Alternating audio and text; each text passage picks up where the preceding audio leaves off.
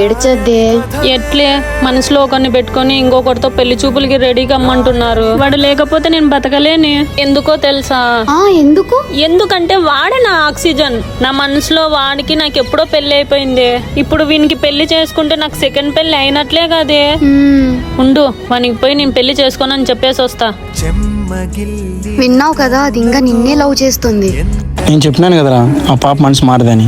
నాకు మీ బాబు ఓకే అండి. నేను మీతో కొంచెం పర్సనల్ గా మాట్లాడాలి. పదండి, చెప్పండి. అయ్యో ఏమైందండి? ఇదిగోండి కళ్ళు చూసుకోండి ఫస్ట్.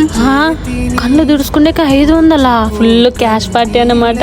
ఎంతో ఉంటే లైఫ్ సెట్లు. మిమ్మల్ని బలవంతంగా పెళ్లి కొప్పించినారా? అయ్యో, ఎవరు నన్ను బలవంతంగా ఒప్పిలా. నేనే దేవుని బలంగా ముక్కున్నా మీలాంటి మంచోళ్ళు రావాలని.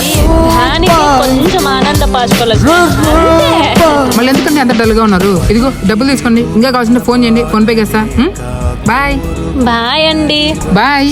మా బాబుని కొంచెం జాగ్రత్తగా చూసుకో. బాయ్. నీది ఒక జన్మే నానే. డబ్బులు చూసిన వెంటనే అట్లా మారిపోయావు. మళ్ళీ ఏం చెయ్యాలి? నువ్వు నా పెళ్లికి డ్రెస్ అడిగినావు కదా, ఇదిగో డబ్బులు తీసుకో. మీ ఇద్దరి జోడి చూసేకి నా 2 కళ్ళు సరిపోలేదే. సరే నేను పోయేస్తా, డ్రెస్ కొనుక్కోవాలా. రే ఆ పాపే ఫోన్ చేస్తుందిరా. ఇంట్లో నో చెప్పేసినట్టుందిరా, నాకు ఫోన్ చేస్తుంది. హలో. రే, నేను ఇంట్లో చూసిన సంబంధమే ఓకే చేసుకుంటున్నారా? మరి మన లవ్? నేను ఇంట్లో డాన్స్ ప్రాక్టీస్ అని 2 లక్షలు ఇప్పించుకుంటా. అది తీసుకుని ఏమన్నా బిజినెస్ పెట్టుకో. అట్లయితే ఓకే. డబ్బుల కోసం లవ్ నేర్చుకుంటావా? నేను పెట్టే బిజినెస్ లో నిన్నే పార్ట్నర్షిప్ గా పెడదాం అనుకున్నా. ఏమదే మామ, డబ్బులు ముఖ్యం మనకి. నువ్వు వెంటనే బిజినెస్ స్టార్ట్ చేసి మామ. సిక్కు ముళ్ళు గప్పి రంగులీనుతున్న లోకమంటే పెద్ద నాటకమే తెలియకనే సాగే.